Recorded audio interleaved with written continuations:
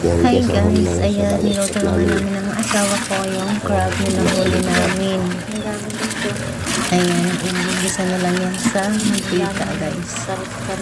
Pinalagyan na lang ng pampalasa.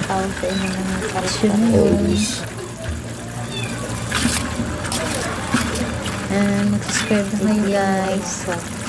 Thank you. Bye.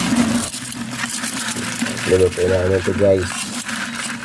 Abangan nyo yung aming Ayan na guys. Niluluto na namin ang huling crab.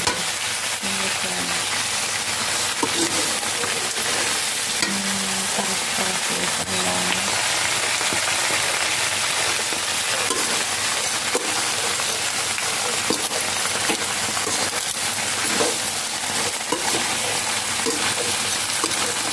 Nakasalisin sa tabak.